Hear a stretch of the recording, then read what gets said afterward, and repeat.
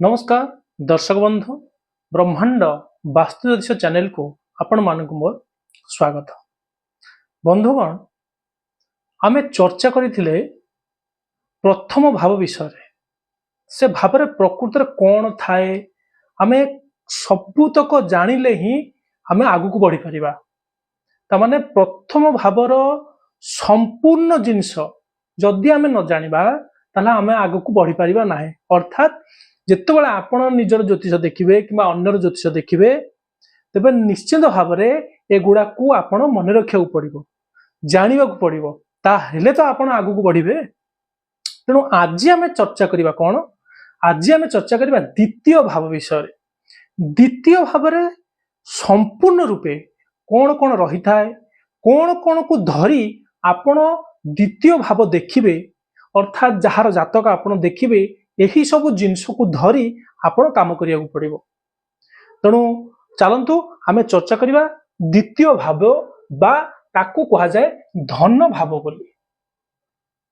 बंधुगण द्वितीय भाव अर्थात जे कोनोसी राशि रे आसुना कहीं प्रथमे एटा आपण जानि नियंतु। जदि मनकर मु एठी लग्न मनकर ए लग्नटा कोन निहाइची ना मेष राशि रो लग्न निहाइची। तेणु एटी द्वितीय भाव कौ राशि रे आसिला ना वृष राशि रे। सेमती बंधुगण आपण जेतबेले गोटे जातक खोलिकी देखिबे सेही परि भाबरे मनकर एठी आपणकर एक जदि हेला कर्कट राशि आपणकर लग्न जदि हेला तले द्वितीय भाव कौ राशि आसीबो ना कर्कट सिंह राशि रे आपणकर द्वितीय भाव आसीबो। किंतु एठी आमे जेहेतु नेइचंती मेष राशि रो लग्न तेणु एठी द्वितीय भाव कोठी आसीबो ना वृष राशि रे। तेणु वृष राशि रे द्वितीय भाव आसिले तेणु द्वितीय भाव कौन द्वितीय भाव हेउची धन भाव। एक आमे देखिबा धन संग्रह आपण आपणक जीवन रे केते धन संग्रह करि पारछंती अर्थात केते संचित संचुजंती केते आपणकर बैंक बैलेंस केते सी कोन ना कोथुर देखिबे ना द्वितीय भावरु आपण देखिबे आपणकर धन संग्रह। तापर कोन देखिबे ना पारिवारिक सुख आपण जो परिवार रे रहिचंती सेतरे सुख केते रहिछि। मेन जिनिसटी हेउछि आपणकर धन धनटी सिना संचिले आपणकर सुखटी मिलिबो। तेणु तापर आसीगला कोन ना पारिवारिक सुख कोन ना पारिवारिक सुख आपणकर परिवार की आसिला ना आपण आपणकर स्त्री पिला छुआ मानक भितरे सुख को भली भाव रही थाए ताकू केमी जानिबे ना द्वितीय भाव मध्य से कही थाए। द्वितीय भाव मध्य कुटुंब रे आसी थाए।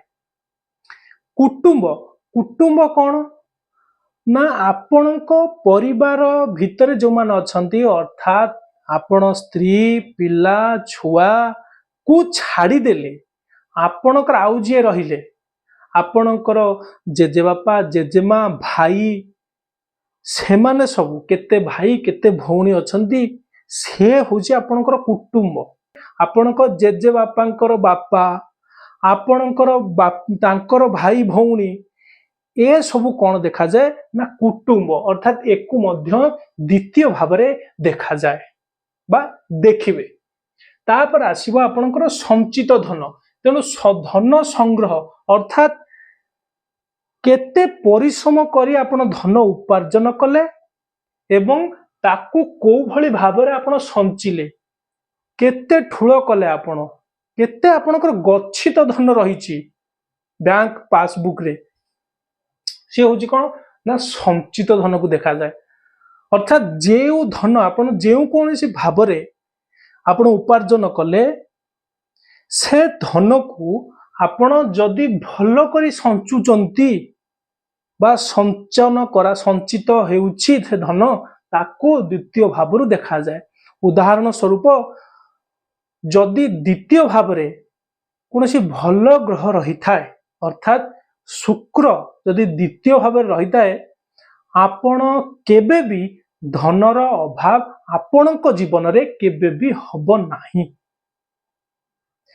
जदि शुक्र रही तांती तांकर कोनोसी शुभ ग्रहर दृष्टि पड़ी थाए ନିଜସ୍ୱ ଘର ହେଇଥାଏ ବା ନିଜସ୍ୱ ରାଶି ହେଇଥାଏ ତେବେ ଯାଇ ଶୁକ୍ର ଆପଣଙ୍କୁ କେବେ ବି ଧନରେ ଅସୁବିଧା କରିବେ ନାହିଁ। ଶୁକ୍ର ହେଉଛନ୍ତି ଧନର ଦେବତା, ମା ଲକ୍ଷ୍ମୀ। ତେଣୁ ସିଏ କେବଳ ଆପଣଙ୍କୁ ଧନ ଦେଇଥାନ୍ତି। ତେଣୁ ଆମେ କଣ ଦେଖିବା ନା ଆପଣଙ୍କର ସଞ୍ଚିତ ଧନ ମଧ୍ୟ ଦ୍ୱିତୀୟ ଘରୁ ବା ଦ୍ୱିତୀୟ ଭାବରୁ ଆମେ ଦେଖିବା। ତାପରେ ଆପଣ ଆସିବେ ଖାଦ୍ୟ ପଦାର୍ଥ। ଆପଣ କେତେ ଖାଦ୍ୟ ପ୍ରେମୀ, କଣ ଖାଇବାକୁ ଇଚ୍ଛା କରୁଛନ୍ତି। ଗୋଟେ ଗୋଟେ ଲୋକ ଅଛନ୍ତି ବହୁତ ଖାଇବା ପାଇଁ ଆତୁର, ଗୋଟେ ଗୋଟେ ଲୋକ ଅଛନ୍ତି ଆପଣଙ୍କର ସେମାନେ ହଁ ଯାହା ହେଲେ ଚଳିଯିବ। ଖାଦ୍ୟ ପ୍ରେମୀ ଯୋଉମାନେ ଆଜି ଯଦି ଭାତ ଡାଲି ତରକାରୀ ହେଇଛି ତା ସହିତ ଟିକେ ଚଟଣି ହବ, ତା ସହିତ ଆପଣଙ୍କର ମିଠାଟେ ହେଲେ ଭଲ। ଇଏ ହଉଛି ଦ୍ୱିତୀୟ ଭାବରୁ ଦେଖିବେ ଆପଣ। ତେଣୁ ସେ ତାକୁ ଦେଖିବେ, ଅର୍ଥାৎ ଦ୍ୱିତୀୟ ଭାବରେ କଣ ଆସୁଛି ନା ଖାଦ୍ୟ, ଭେରାଇଟିଜ ଖାଦ୍ୟ। ଦ୍ୱିତୀୟ ଭାବ ମଧ୍ୟ ଖାଦ୍ୟ ପଦାର୍ଥ ସହିତ ଆପଣଙ୍କର କଣ ଦେଖାଏ ନା ଆପଣଙ୍କର କଣ ଲିକ୍ୱିଡ ଜିନିଷ ମଧ୍ୟ ଦେଖାଏ। ଆପଣଙ୍କର ମଦ ଏସବୁ ମଧ୍ୟ ଆପଣଙ୍କର ଦ୍ୱିତୀୟ ଭାବରୁ ଆପଣ ଜାଣିବେ।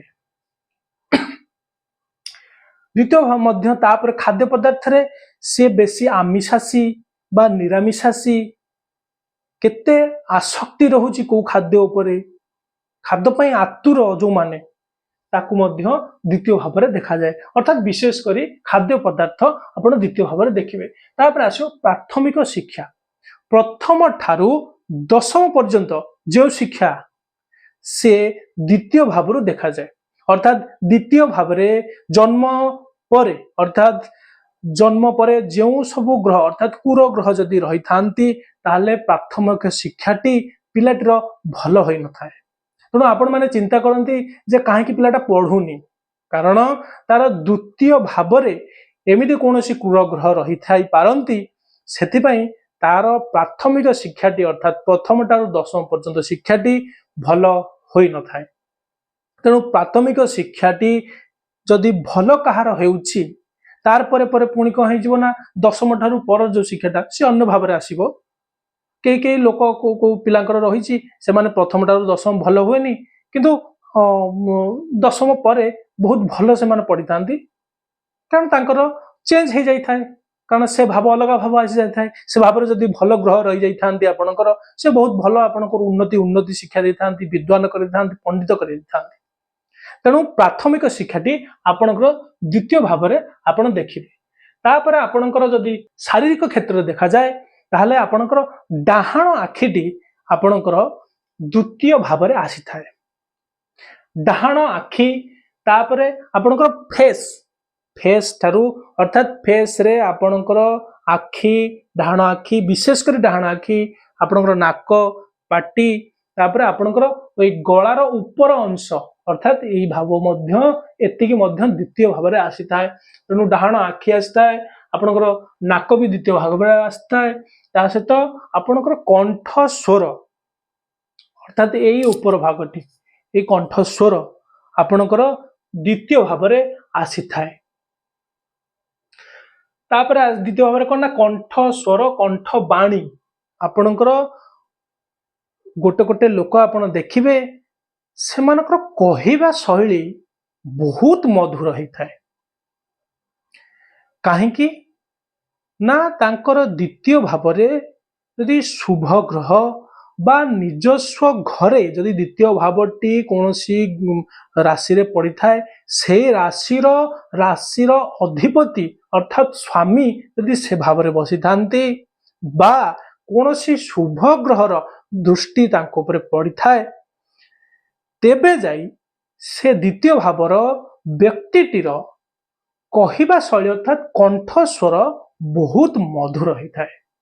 ତେଣୁ ଜାଣି ରଖନ୍ତୁ ବନ୍ଧୁଗଣ, ଯୋଉମାନେ କଥାବାଚକ ଏବଂ ଯୋଉମାନଙ୍କ କଥାରେ ଆପଣ ମୋହିତ ହେଉଛନ୍ତି, ଆପଣ ଜାଣିପାରୁନାହାନ୍ତି ଆରେ ମତେ ଭଲ ଲାଗୁନି କିନ୍ତୁ ଲୋକଟାର କଥା ଶୁଣିଲା ବେଳକୁ ମତେ ବହୁତ ବଢିଆ ଲାଗୁଛି। କାହିଁକି ନା ତାର ଦ୍ୱିତୀୟ ଭାବଟିରେ ବହୁତ ଭଲ ଗ୍ରହ ରହିଥିବାରୁ ସେ ଲୋକର ବାଣୀ ସମ୍ପୂର୍ଣ୍ଣ ମଧୁର ବାଣୀ ହୋଇଥାଏ।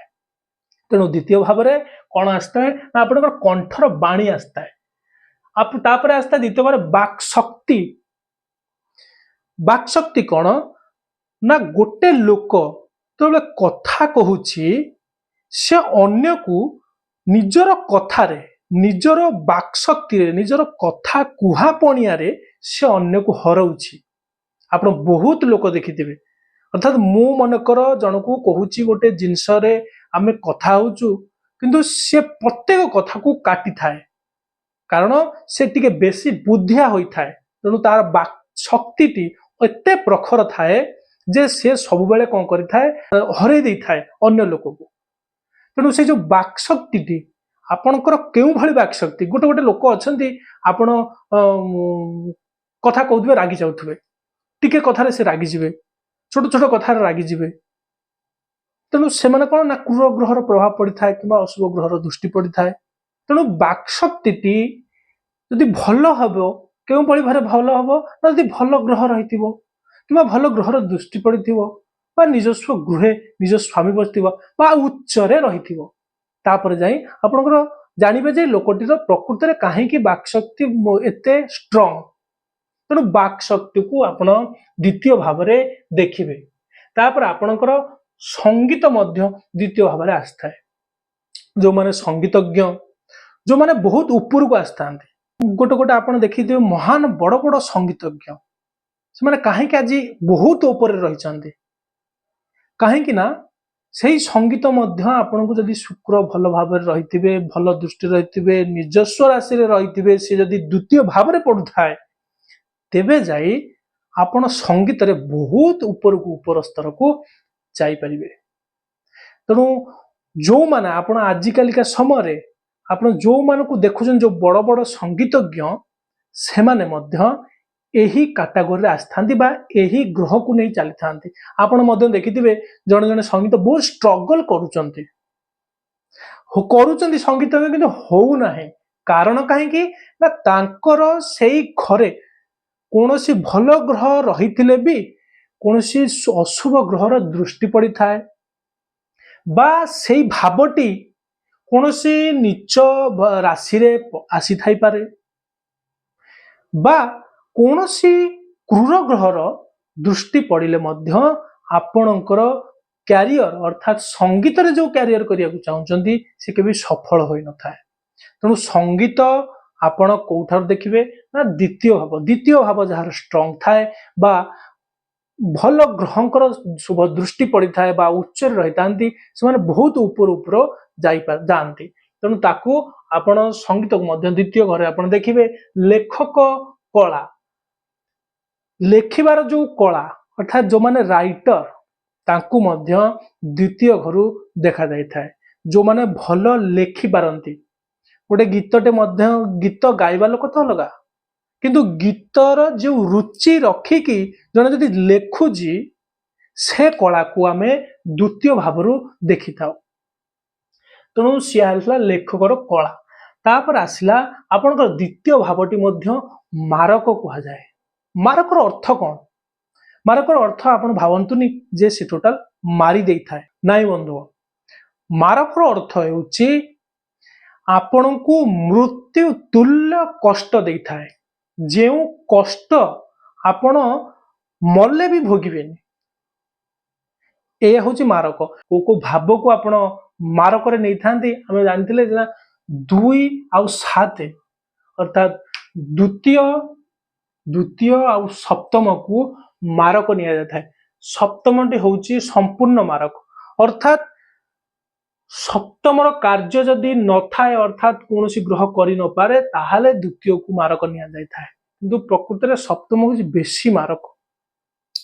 ତେଣୁ ମାରକର ଅର୍ଥ ଏହା ଯେ ଆପଣଙ୍କୁ ବହୁତ କଷ୍ଟ ଦେଇଥାଏ ଯଦି ସେ ଘରେ ଅର୍ଥାତ୍ ସେ ଭାବରେ କୌଣସି କ୍ରୂର ଗ୍ରହ ରହିଥାନ୍ତି। ଯଦି ଆପଣଙ୍କର ଶନି ହେଇଯାଇଥାଏ ବା ଆପଣଙ୍କର କଷ୍ଟ ତ ମିଳିବ। ଶନି ହେଉଛନ୍ତି କଣ ନା ଟିକେ ମାନେ କଣ ନା ବହୁତ ସ୍ଲୋ ପ୍ଲାନେଟ। ସେ କଷ୍ଟ କଣ ହବ, ଦୀର୍ଘ ଦିନ ପର୍ଯ୍ୟନ୍ତ ଆପଣଙ୍କୁ ଲାଗି ରହିଥିବ, ବହୁତ ଅସୁବିଧା ହବ। ତେଣୁ ସେ ତ ଅଲଗା କଥା, ତାର ଦେଖିବା ଆପଣ ନେଗେଟିଭ, କାହାର ଯଦି ଅଶୁଭ ଦୃଷ୍ଟି ପଡୁଛି କିମ୍ବା ନିଚରେ ରହିଯାଉଛନ୍ତି, ତେଣୁ ଏସବୁ ଦେଖିକି ତାକୁ ବିଚାର କରାଯାଏ।